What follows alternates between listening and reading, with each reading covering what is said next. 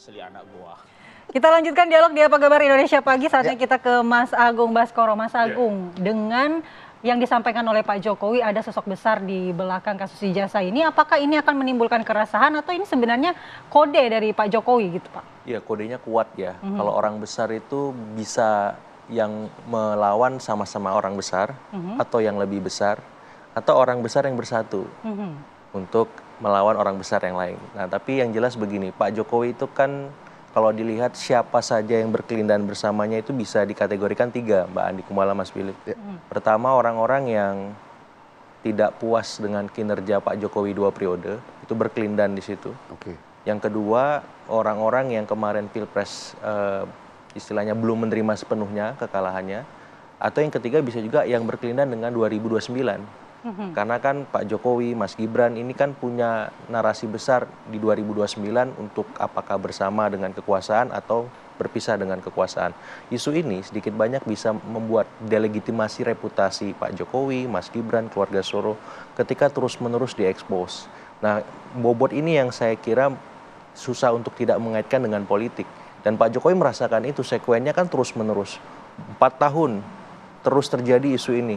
Dari ijazah, pemakzulan, terus ada kasus-kasus hukum lain yang berkelindahan. Nah, saya kira kalau tidak dalam tanda petik mazhabnya struktural, kalau tidak ada yang mengorkestrasi ini kan nggak mungkin terjadi terus-menerus dalam sekuen yang panjang itu. Kalau orang biasa susah, tapi juga kita nggak bisa menutup kemungkinan ini memang orang-orang yang tidak puas itu banyak. Ini orang-orang yang merasa kemarin 2024 istilahnya dirugikan juga banyak. Dan mereka melihat bahwa di 2029 ini nggak boleh terulang lagi pola-pola semacam itu. Nah, jadi kita bisa membuka ruang itu. Jadi ya secara struktural mungkin saja ada orang besar, tapi bisa juga kalau orang kecil ini bersatu bersama jadi orang besar juga. Dikit-dikit lama-lama jadi bukit. Indikasi yang paling kuat berarti itu, orang-orang kecil yang bersatu kemudian menjadi besar atau seperti apa? Dalam situasi seperti sekarang, sosiodemografi yang didominasi Gen Z milenial, sangat mungkin pola itu terjadi.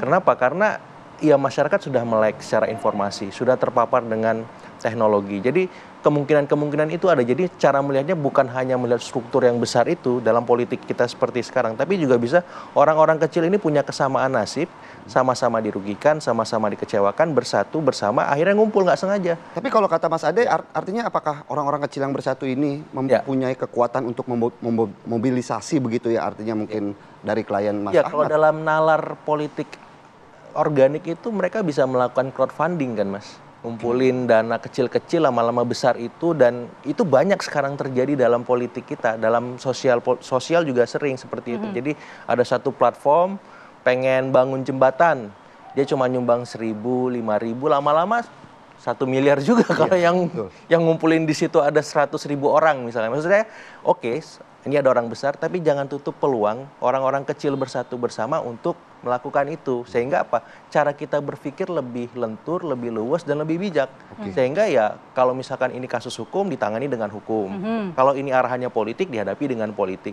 Nah, kalau membuka semua arena ya silakan aja hadapi itu. Tapi kan konsekuensinya besar.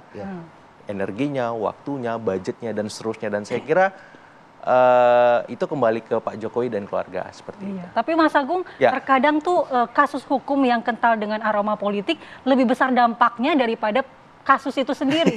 Kira-kira dampak apa sih yang diharapkan? Ya, kalau saya melihat ini kan tujuan antara sebenarnya. Tujuan strategisnya pertama ya tadi ada mendelegitimasi keluarga Solo. Ya suka atau tidak, Jokowi efek itu kan masih berefek. Kalau terus-menerus diserang, ini efek endorse-nya di 2029 akan melemah. Satu. Yang kedua, ya suka atau tidak, kalau Mas Gibran-nya nggak terlalu seksi secara elektoral, akan sangat susah bagi Pak Prabowo untuk mengajak lagi Mas Gibran ataupun keluarga Solo untuk terlibat di 2029. Apalagi secara historik belum pernah ada wapres 2 kali diajak oleh presiden yang sama untuk maju dalam politik kita. Nah, itu kan tantangan besar buat Mas Gibran dan Pak Jokowi keluarga, gimana caranya supaya Mas Gibran ini menarik dan dilibatkan lagi di 2029. Nah, yang ketiga ya memisahkan ya keluarga Solo dengan keluarga Hambalang, karena itu ujungnya supaya apa? Supaya ya tadi arahan untuk membuat delegitimasi Pak Jokowi, Mas Gibran, dan keluarga Solo itu bisa tercipta. Karena kalau terlalu dekat dengan Hambalang, poros-poros yang lain akan dirugikan. ya apakah Cikeas, Tuku Umar, Ciganjur, Cendana, dan Lebak Bulus, dan seterusnya seperti itu. Oke, mungkin Mas Ade, Bang Ade bisa tanggapi nih. Jadi kalau saya melihat Bang Agung tadi menanggapi bahwa kemudian ini adalah political will ya, artinya ada sesuatu politik yang kemudian ini menggoreng dari 2-4 tahun yang lalu hingga saat ini. Saya rasa kalau kita berpikir bahwa ini bagi misalkan kalau saja ada yang membackup nih, ya kan? Ya saya cuma memberikan pesan politik saja bahwa jangan masuk ke ranah hukum, tetapi kalau Anda pengen berkontestasi di 2009 nanti, ya dah, marilah kita berkontestasi secara sehat. Bahwa kemudian mengungkap sesuatu yang tidak pasti seperti jasa palsu, kalau menurut Profesor Jimli, bahwa itu norak, udah nggak zaman gitu loh.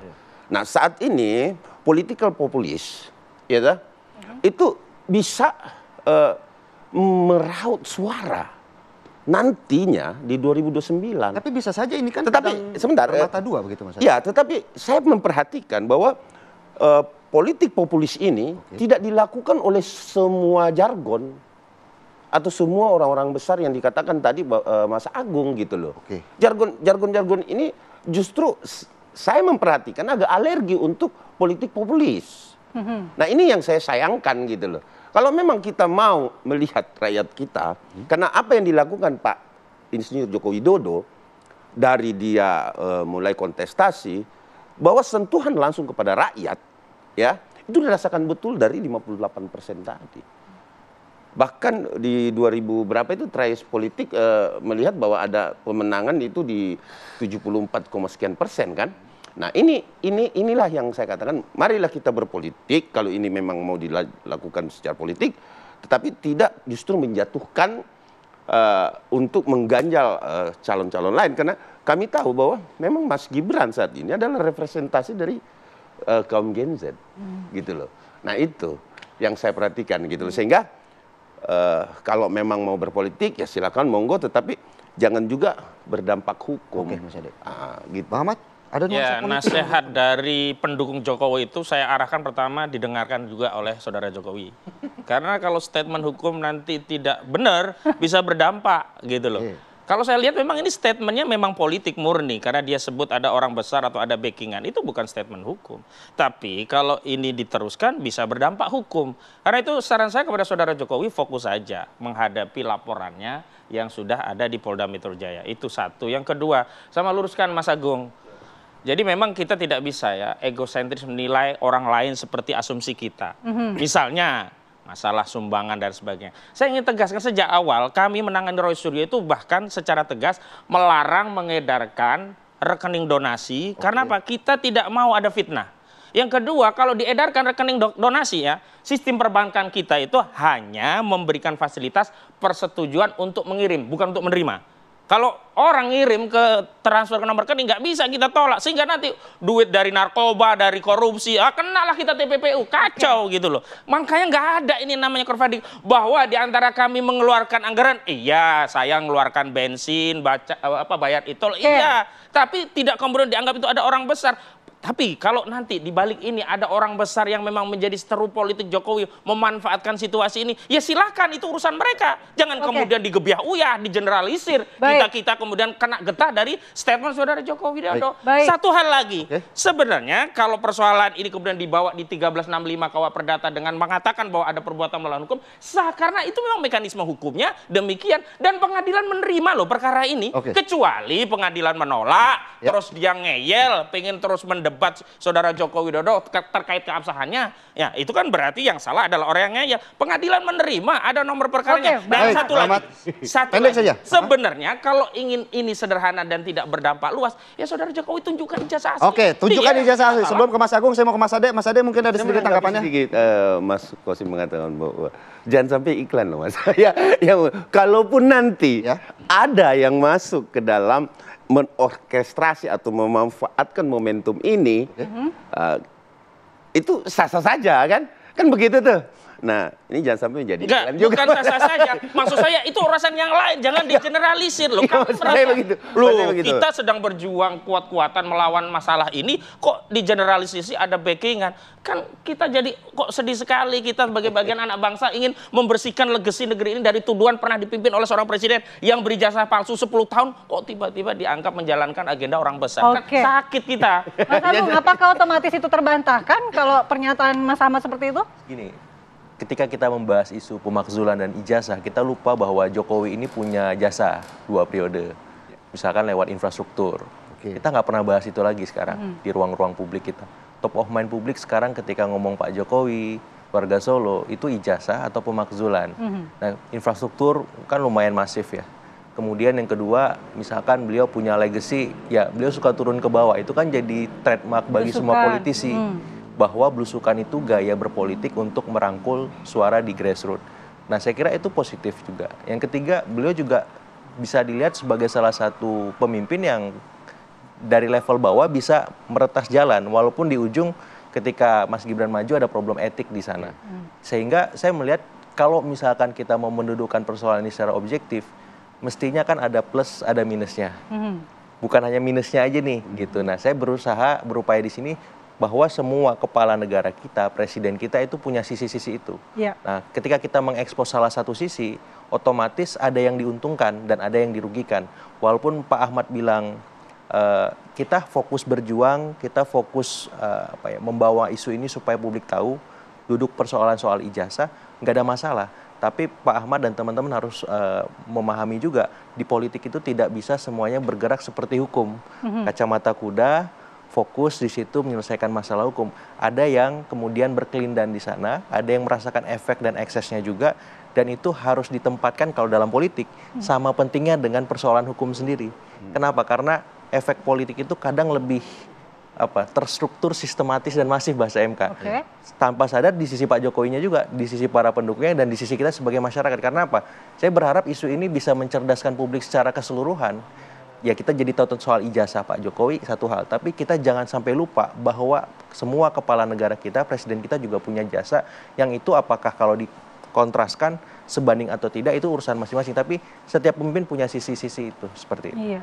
Tapi Mas Agung, apakah Pak Jokowi ini kan dalam pernyataannya tidak hanya mengungkapkan bahwa ada sosok besar di baliknya. Beliau juga mengatakan bahwa kami siap melayani apapun gugatannya. Apakah Pak Jokowi sudah yakin siapa sebenarnya sosok yang dimaksud? Ya, beliau presiden 2 periode, pasti punya informasi yang cukup solid ya dari semua matra. Ya, darat, laut, udara, bahkan di luar 3 matra itu bahkan semacam itu. Jadi kalau saya, siapapun yang pernah memimpin Republik ini pasti punya resource untuk mengakses itu. Jadi dia menahan informasi itu buat saya satu hal. Saya mengapresiasi supaya politik kita tidak terlalu gaduh. Ya, karena itu yang paling penting, keseimbangan, keharmonisan. Karena kemarin kita juga baru menghadapi situasi yang tidak kondusif kan.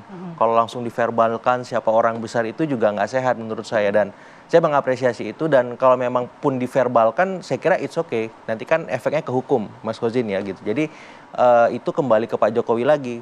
Karena suka atau tidak kan problem ini sudah membuat energi kolektif bangsa kita tersedot juga nih soal ijazah. Nah, semakin cepat selesai semakin bagus seperti itu. Tapi kan suka tidak suka, mau tidak mau, kalau memang tidak mau gaduh, kenapa harus sekarang bilangnya bahwa ada sosok besar begitu di balik? Iya, supaya tadi Mas Felix, membuat publik itu objektif bahwa ini bukan semata kasus hukum. Ini ada kelindannya dengan politik dan sangat kuat aroma itu karena sekuennya panjang kan. Nah, efeknya juga sudah mulai dirasakan oleh Pak Jokowi. Orang lupa tadi legasi beliau, yang orang ingat minusnya saja. Pun dengan Mas Gibran demikian, isu ini menggelinding dengan isu lain soal misalkan pemakzulan, kasus-kasus hukum yang lain semacam itu. Dan ini kalau dibiarkan, tidak ditreatment khusus oleh Pak Jokowi dan keluarga, efeknya akan panjang, bukan hanya di 2029 tapi setelah itu. Baik, terima kasih Mas Agung. Terima kasih Mas Agung. Waktu kita sudah habis. Mas Ahmad. Bang Ade, Mas Ahmad. Ya. Terima kasih juga sudah datang di Apa Kabar Indonesia Pagi. Kita harapkan ya, politik gaduh tidak usah ya. Udah, jangan. Gaduh-gaduh udah stop. Jangan lagi kemudian ini ditarik-tarikan kepada politik. Tapi walaupun suka tidak suka, mau tidak mau, katanya kalau kata Mas Agung, politik sama hukum harus berjalan berbarengan begitu ya. Kita serahkan ke pengadilan lah pokoknya intinya pada kasus Dan ijazah rakyat Jokowi. biar menilai Dan semuanya. rakyat. Baik, terima kasih untuk seluruh narasumber yang hadir pada pagi hari ini. Dan pemirsa, apa kabar Indonesia Pagi masih akan kembali di segmen selanjutnya. Kami masih memiliki sejumlah informasi menarik lainnya untuk Anda.